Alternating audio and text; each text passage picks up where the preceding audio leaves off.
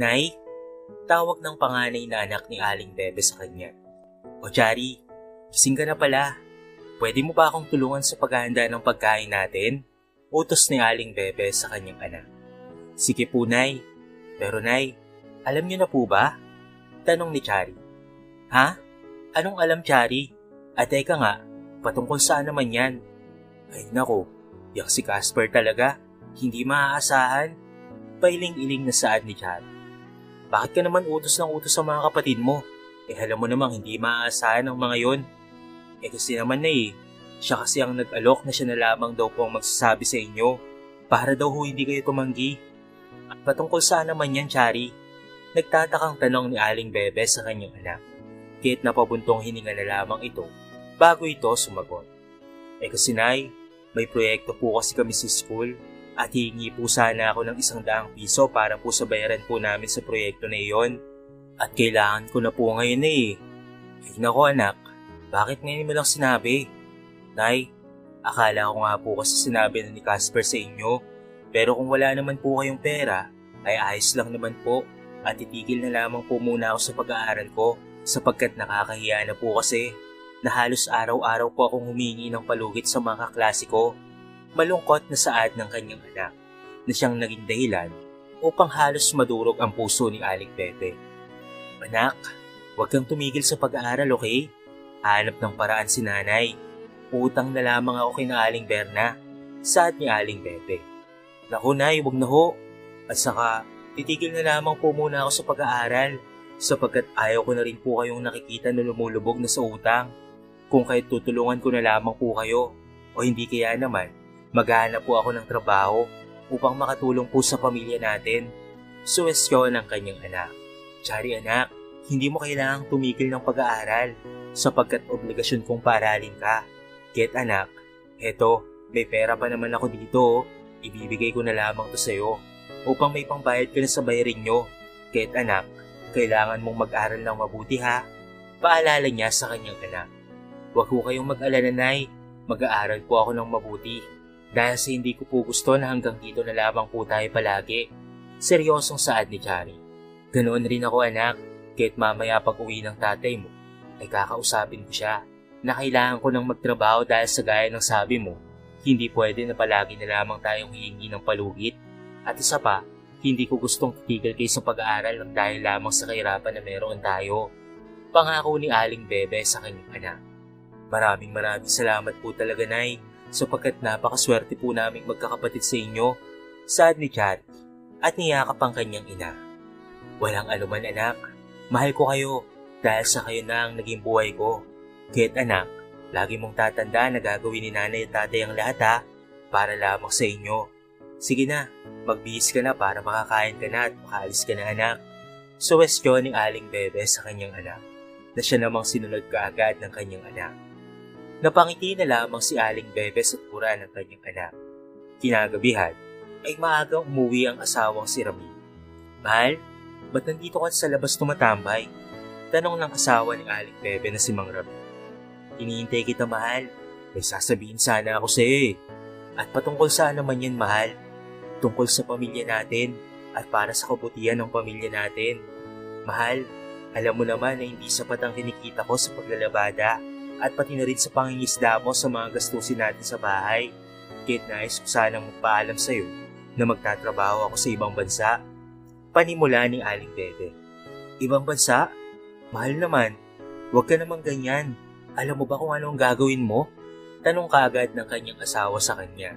Mahal, lumalaki na ang mga bata, kaya't nais ko sanang magtrabaho na lamang sa labas ng bansa upang matustusan sana ang pangangailangan nila. Mahal naman, hindi ba sabi ko naman na sa'yo na ayokong magtatrabaho ka? Dahil yan na lamang ang pangako ko sa'yo noon, mahal. Naku mahal, huwag mo nang isipin pa ang mga pangako mo sa akin noon. Ang mahalaga ay matustusan natin ang pangangailangan ng ating mga anak. Para to sa mga bata, mahal ko, hindi kita sinisisi ha. Gusto ko lamang na mabigyan ng magandang kinabukasan ng anak natin. Naku kahit na, sa tingin mo ba hindi ko kayang matustusan sila? Ako ang haligi ng tahanan, kaya't responsibilidad ko sila, kaya't hayaan mo na lamang akong pagsilbihan kayo. Huwag kang mag-alala at gagalingan ko pa sa trabaho ko. upang matustusan ang mga anak natin. Pero mahal, tumigil ka na mahal ha. Hayaan mo na lamang ako. At huwag mo nang ipamukha sa akin na hindi ko kayo kayang buhayin. Mahal, hindi naman sa ganun ang ibig kong sabihin. Pagdadahilan ni Aling Bebe. Tumigil ka na kung ayaw mong mag-away na naman tayo. Seryosong saad ni Mang Ramil. Kahit napabuntong hininga na lamang si Aling Bebe. Kinabukasan ay halos wala silang pansinan na siya namang napansin kaagad ng kanilang anak. Nay, okay lang po ba kayo ni tatay? Tanong ni Chari. Okay lang naman ako anak. Pagod lang siguro yung tatay nyo. Huwag nyo na yung pansinin. Sagot niya na lamang sa kanyang mga anak. Nagulat na lamang sina Aling Bebe nang may sigaw ng pangalan niya sa labas ng kanilang bahay. Aling Bebe! Aling Bebe! Sigaw nito. Kaya't agad siyang napalabas. Elsa, bakit naman sigaw ka ng sigaw? Ano bang nangyayari? Kinakabahang tanong ni Aling Bebe. Si Mang Ramil, naaksidente. Ha? Anong naaksidente si Ramil? Hindi makapaniwalang tanong ni Aling Bebe. Oo, ang sabi raw ay na-hit and run raw siya. Kaya tara na, kailangan na natin siyang puntahan sa ospital. Suwestyon ni Elsa. Kaya't nataranta na lamang sila patungong ospital. Nang makarating sila sa ospital, ay hindi na nila naabutan pang gising ang kanyang asawa sapagkat nakomatose ito sa nasabing ospital. Aling Bebe, paano na yan? Ano na ang gagawin mo? Nag-aalalang tanong na Elsa. Hindi ko pa nga alam, Elsa, kung sasabihin ko pa ba sa mga bata ang sinapit ng kanilang ama. Pero isa lamang ang tanging paraan na natitiyak ko upang buhayin ang 3 kong mga anak. At anong paraan naman yan? Nagtatakang tanong ni Elsa. Samahan mo na lamang ako, Elsa, kay Chamuning mo sapagkat may kakilala siyang naghahanap ng domestic helper sa ibang bansa. Domestic helper? Ano? Nahihibang ka na ba? Iiwan mo ang anak mo dito sa Pilipinas? Ang babata pa nila. Elsa, wala naman akong ibang paraan At isa pa, nasa tamang edad na si Chari upang alagaan ang kanyang mga kapatid. Wala naman kasing mangyayari kung dito lamang ako mag-a-apply sa Pilipinas dahil wala namang tatanggap na trabaho sa akin dito. Kahit nakakatulong ay hindi rin ako tatanggapin malamang. Ayoko nang mahirapan pang maghanap ng trabaho. Pero malalayo ka sa pamilya mo, Aling Bebe. Bahala na. Basta't mabigyan ko lamang sila ng magandang buhay, ay ayos na sa akin yon. Alangan namang pilitin ko pang makasama sila. Subalit ay kapalit naman ito ay ang labis na paghihirap. Pabalang na sagot ni Aling Bebe. Ikaw ang bahala, sagot na lamang ni Elsa. Kaya't agad naman na silang pumunta kina Aling Muning. Sigurado ka na ba dyan, Bebe? Sa magiging desisyon mo? Paniniguradong tanong ni Aling Muning. Oo, Aling Muning. Ito na lamang ang tanging paraan upang makatulong ako sa pamilya ko at pati na rin sa aking mga anak. Kahit malayo, ay susugal talaga ako. Desididong sagot ni Aling Bebe. Kung ganon ay mas mainam, pero huwag kang mag-alala sapagkat hindi lang naman ikaw ang domestic helper doon sapagkat 3 kayo. Kahit alam mo na, hindi ka rin mag-iisa doon, Bebe. Kahit bukas na bukas, ay kailangan mo nang mag-impake. Po, paano ang iba ko pang mga kailangang dokumento at pati na rin mga requirements? Nag-aalalang tanong ni Bebe. Ako lang bahala sa lahat, Bebe. Kahit sige na, umuwi ka na upang makapagpaalam ka na rin sa mga anak at asawa mo. Suwestyon ni Aling Muning na siya namang sinunod kaagad ni Aling Bebe. At nang dahil doon, ay napilitan si Aling Bebe na pumunta sa Saudi Arabia para maging isang domestic helper doon. Hindi na kasi magawang magtrabaho ng kanyang mister dahil na-aksidente ito sa kuprahan ng kanyang pinapasukan. Bukod pa roon, ay may 3 silang mga anak na kailangang suportahan. Kaya't kahit mahirap ang malayo sa kanilang pamilya, ay nakipagsapala rin siya sa ibang bansa. Nay, mamimiss ka namin. Paalam ng kanyang mga anak sa kanya. Mamimiss ko rin kayo mga anak. Magpakabait kayo dito ha. At ikaw Casper at Jade, huwag kayong magiging pasaway sa ate Chari nyo ha. Paalala ni Aling Bebe sa kanyang mga anak. Opo Nay, mabuti naman kung ganon. At ikaw naman Char, alagaan mo ng maigi ang mga kapatid mo ha. Pati na rin ang tatay mo. Isipin nyo na lang mga anak na para sa inyo ang gagawin ni nanay. Mahal na mahal ko kayo. Paalam ni Aling Bebe sa kanyang mga anak. Paalam din po Nay. Paalam sa kanya ng mga anak. Pumasok sa airport si Aling Bebe na lumuluha dahil nasasaktan siya sa kanyang pag-iwan sa kanyang mga anak. Subalit ay may mabigat naman siyang dahilan kung bakit niya gagawin ito. Naging mabait naman ang kapalaran sa kanya dahil maayos naman ang naging amo niya. Isang sundalo ang nagbigay sa kanya ng trabaho. Ang matandang ina nito ang kanyang pinagsisilbihan at pati na rin inaalagaan. 3 silang Pinay na domestic helper doon. Ngunit dahil nga matanda na ang amo, ay madalas nang uminit ang ulo nito. Madalas nitong masigawan ng mga kasambahan. Hindi nga rin nakaligtas doon si Aling Bebe. "What are you doing all here? Standing all the time?" Sigaw ng matanda. "Sorry po ma'am," sagot na lamang niya. "Sorry? Your sorry cannot take away my anger." Inis na saan nito. Kahit napayuko na lamang si Aling Bebe. Nakakainis na talaga yung matandang yan ha. Lalabas lang ng silid niya para pagalitan tayo. Ang galing no? Naiinis sa saad ng kasamahan ni Aling Bebe na si Arlene. "Sus, hayaan nyo na lamang yung matanda na yan. Ganyan na talaga yan." Sagot na lamang ng isa nilang kasamahan na si Kendra. "Ay, hindi to pwede Kendra. Kung tayo kaya natin. Pero baguhan pa lamang yun si Bebe. Kahit hindi pa niya alam kung ano ang mga gagawin dito. So anong gagawin? Well, tignan mo na lamang. Total inis na ako sa matandang to eh." Naiinis sa saad ni Arlene at agad na humarap sa matanda. "Excuse me, Bebe, pwede bang wag kayong yumuko dyan at umalis sa harapan ng matandang to? At ikaw naman matanda ka, pwede ba na hinahinaan mo ang kabungangera mo? Inis na kami sa'yo eh. Sana naman ay mamatay ka na lang." Inis sa saad ni Arlene. "What? Speak English. Speak English ka dyan. Magtusa kang animal ka." Inis sa saad ni Arlene. "I cannot understand you. Speak English." Sagot pa rin ng matanda, kaya't lumapit si Kendra. "Excuse me ma'am, there's nothing to worry about what Arlene have said. And ma'am, sorry for standing all alone and not cleaning. So please excuse us. We will clean the house in order for you not to be angry, okay?" Malumanay na saad ni Kendra. "Please tell me not to answer Tagalog. I cannot understand them." "Sure ma'am," sagot na lamang ni Kendra. At agad nang tinalikuran na ang matanda. "Arat na guys, let's work para wala nang problema." Suwestyon ni Kendra. "Ewan ko na lang talaga sa iyo Kendra. Pagsasalita na nga lang ng Tagalog ang pwede natin gamitin para makaganti sa matandang yun eh. Tapos naman tayo sa pagtatrabaho. Ay nako, ewan ko talaga sa iyo. Arlene, hindi yan ang iniisip ko. Iniisip ko ang kapakanan natin. Paano na lang kung malaman to ni Sir? Di batay tayo at lagot tayong lahat. Magpasalamat na nga lang tayo dahil tanging matanda lang ang kalaban natin kesa sa mga ibang OFW na katulad natin na nagturo sa araw-araw sa mga pasa.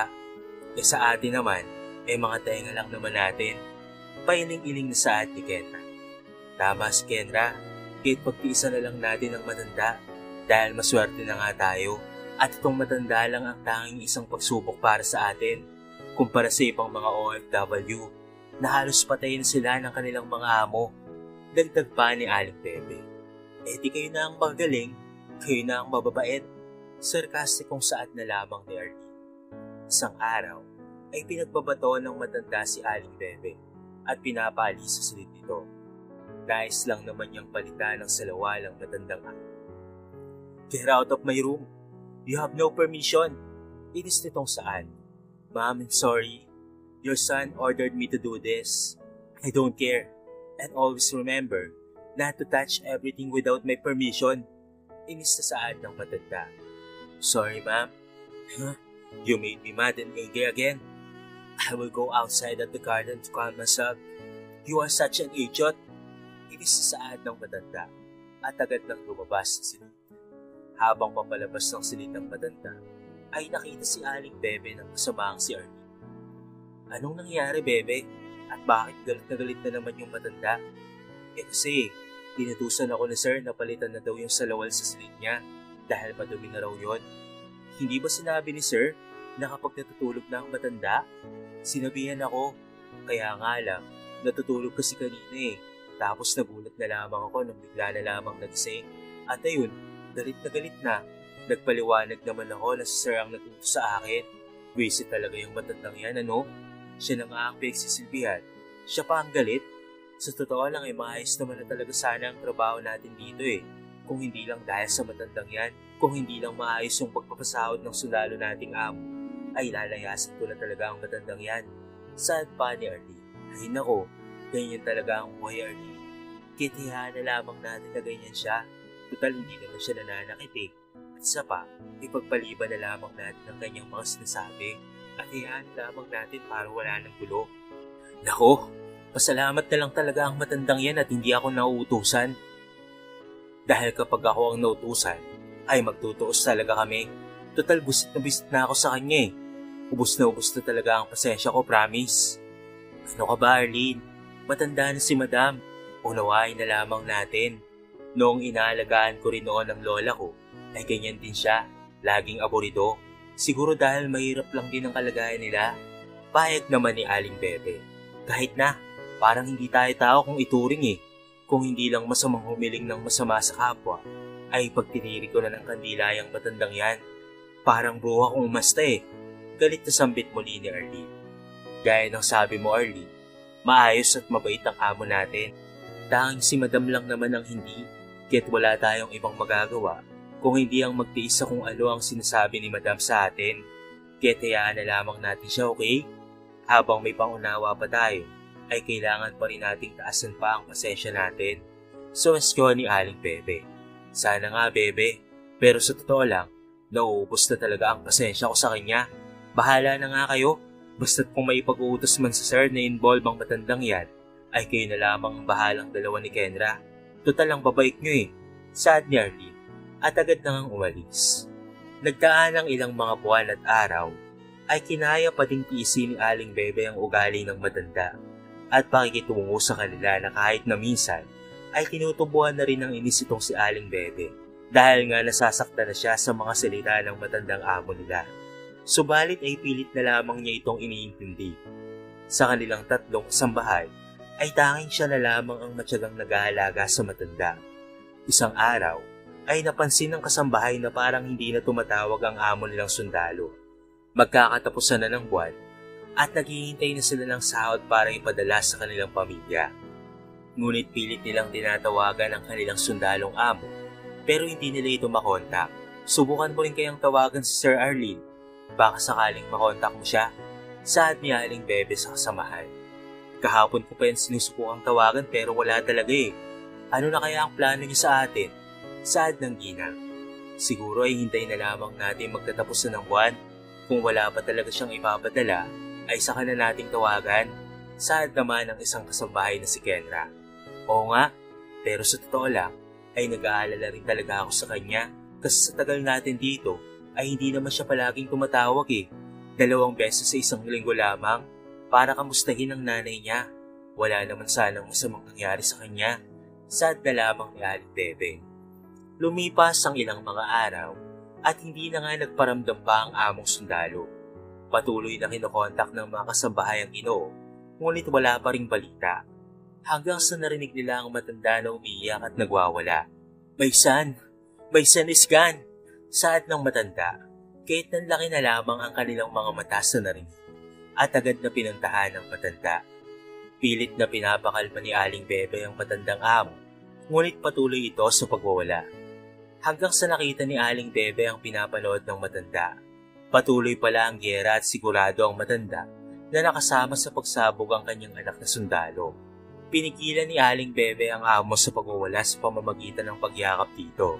Shh! Madam, it will be okay. Don't panic. Just trust God above all. Sad nito, kaya't medyo kumalma naman ang matanda. Nakatulog ang matanda sa sobrang iyak nito. Kaya't lumabas na ng silid si Aling Bebe.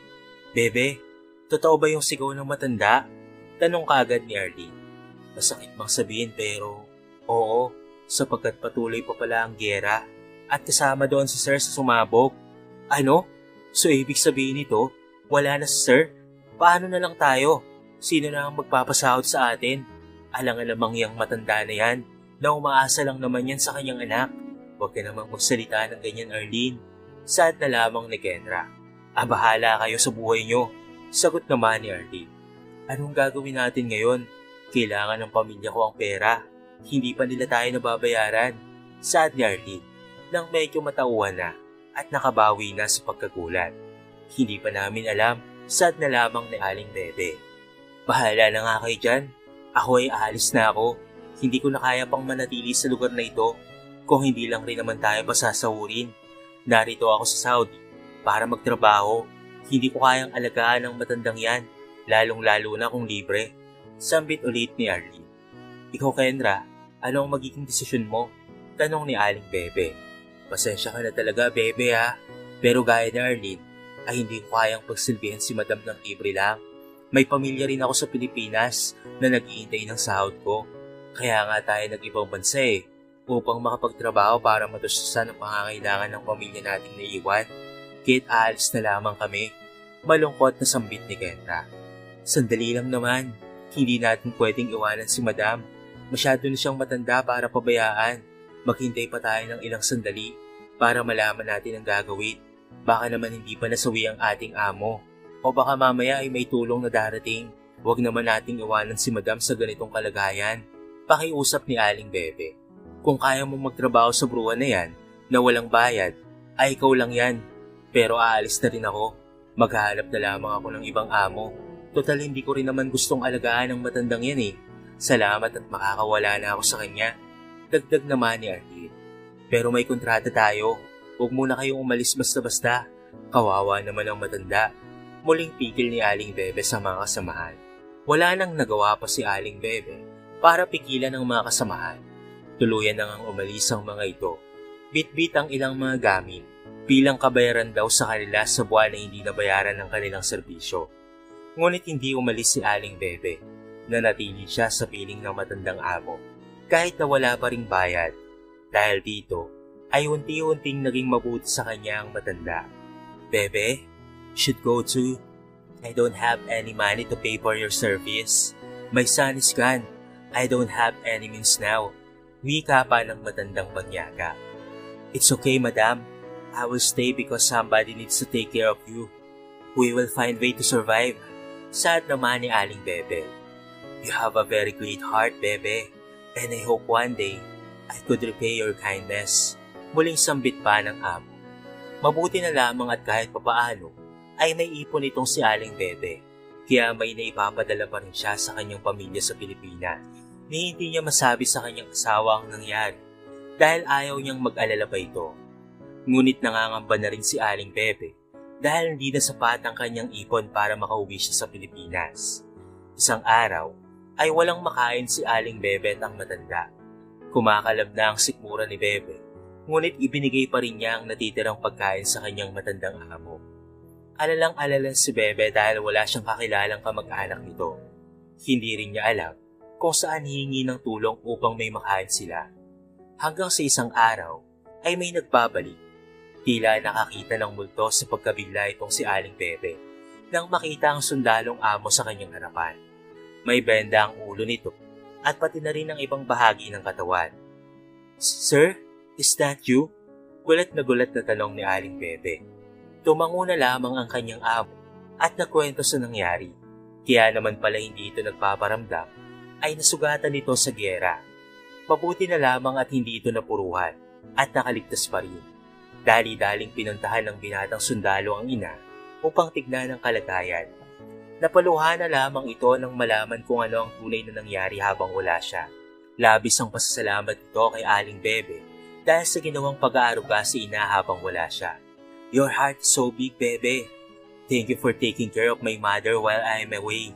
You impressed me by looking after her, even without pay. You are truly a kind person.